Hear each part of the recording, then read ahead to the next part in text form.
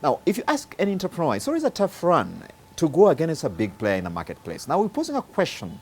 How do you survive in the market where they're big boys? Well, our entrepreneur tonight shares their story on how they leverage their position in the market by supplying raw materials of shea butter to local producers, but also to European Union. My name is Marian Etiang Businje. I'm the CEO and founder of Mocha Beauty and Skincare Limited. We're the manufacturers of Shea Care Naturals, which are natural skincare products made out of Ugandan shea butter.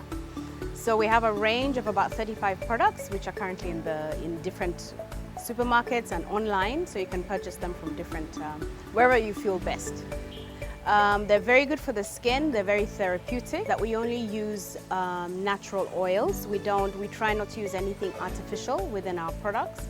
And then as well, we use Ugandan oils as well. So things like shea butter, avocado oil, all these different things, we try and source our ingredients locally. So we started in 2015. My son was born with eczema, and when he was born with eczema, it used to really irritate like the joints in his body and his shins. So we used to use all sorts of creams, but they would work very temporarily. So what we then did was try shea butter, and we found that within a few weeks it had really solved his problem. So that's how the journey started.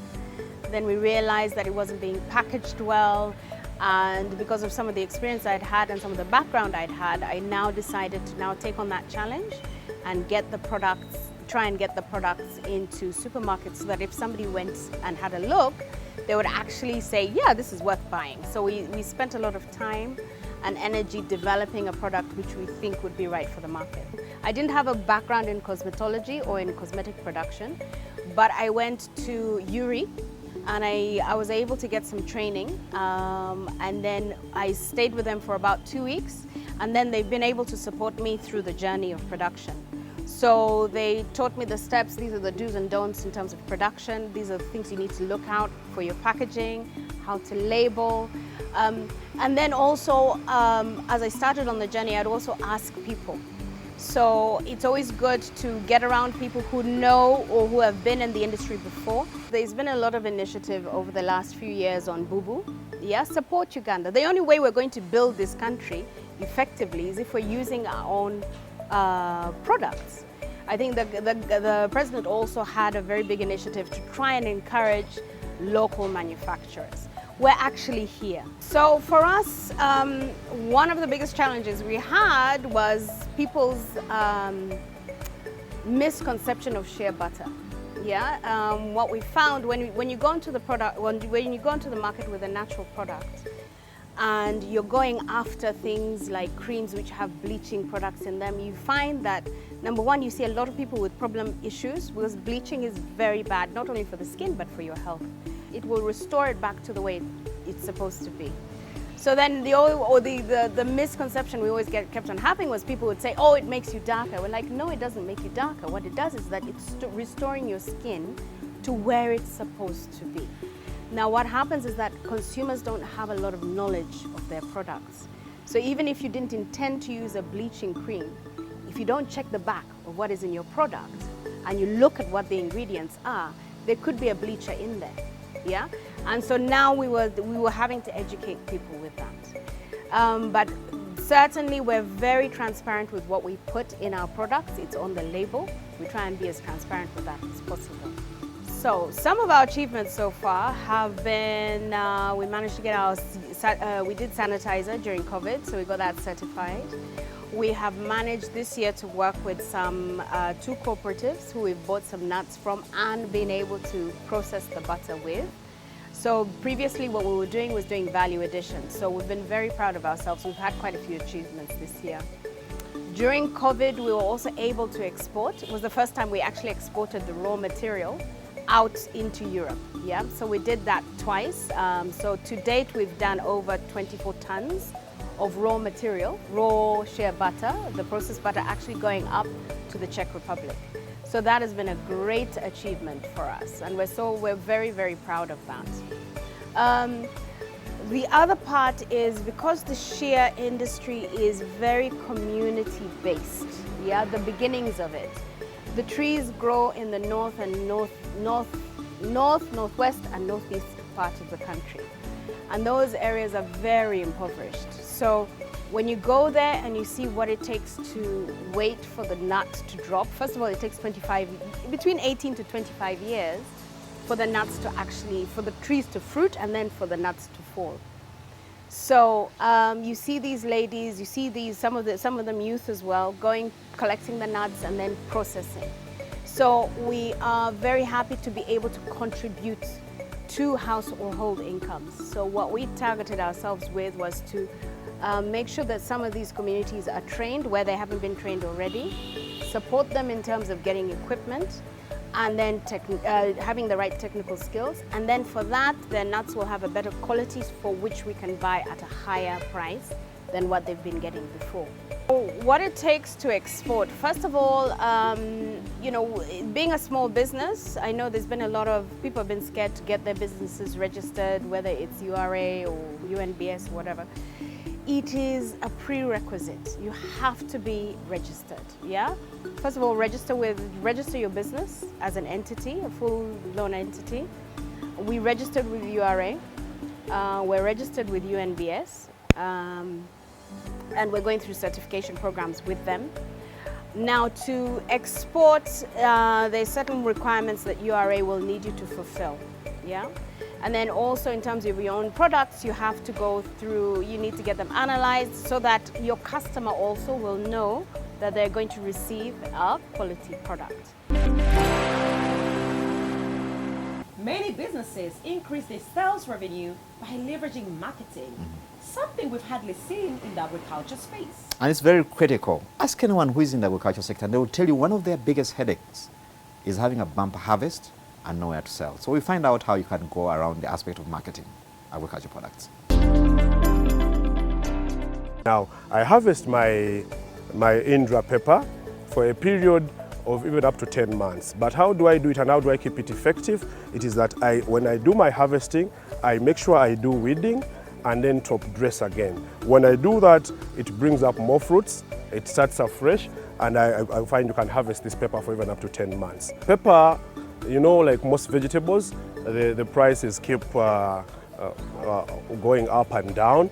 But even in the worst of times, at least I'm sure of getting 45,000 per bag.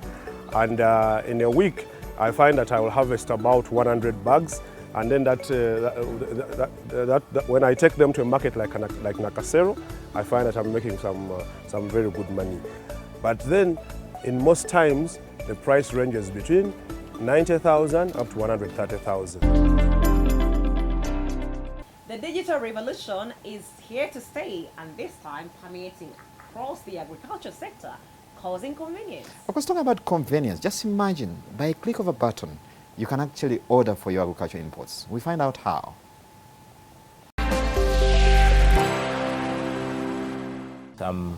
By names of William Luinda, co-founder and CEO of Easy Agric.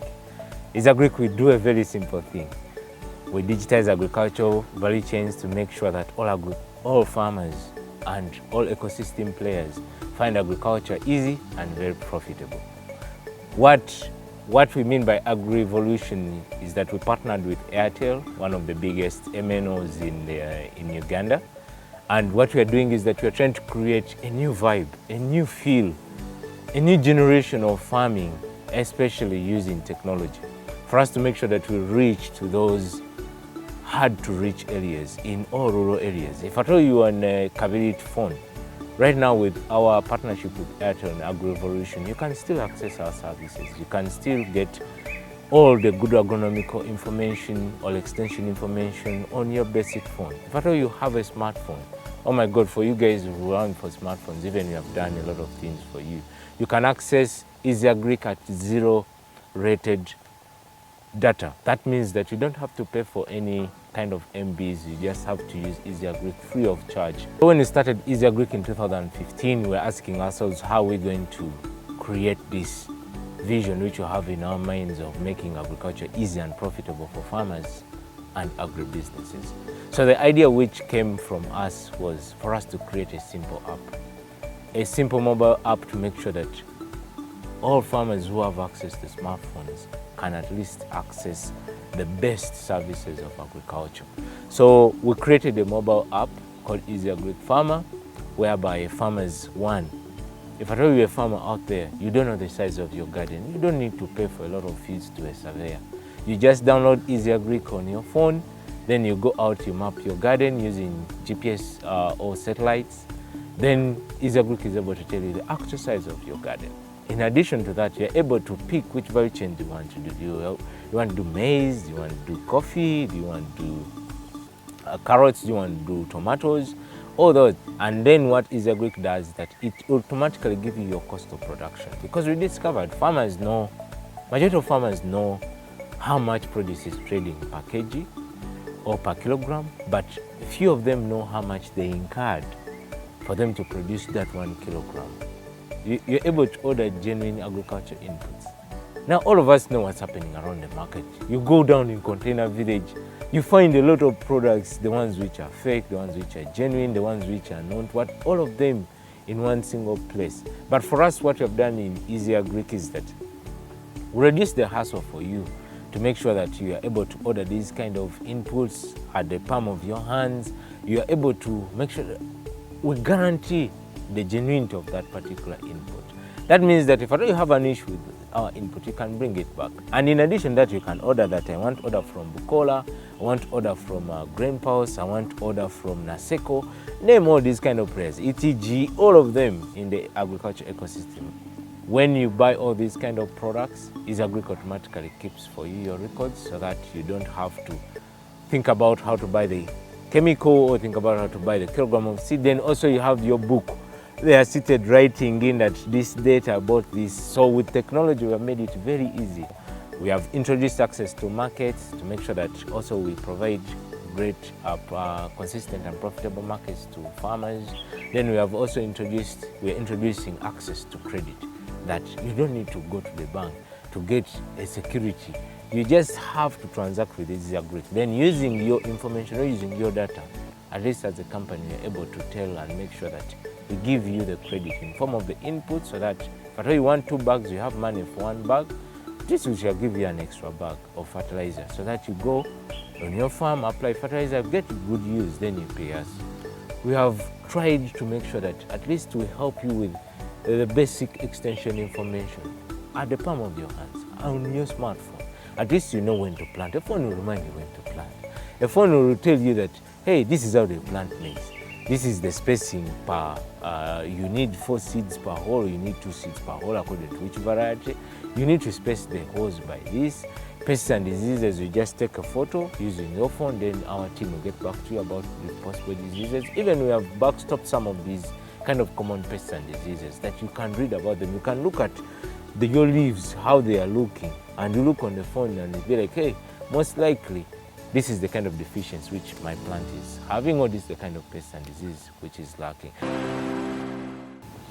Now, with that, we've come to the end of tonight's edition of Money and Markets. Thank you for being part of the show. To the crew behind the camera, thank you so much for making this production happen. Yeah. The viewers back home, we appreciate you. The reason we come every Monday night. I've been Shamim K. Matilda. And I'm Charles Boje.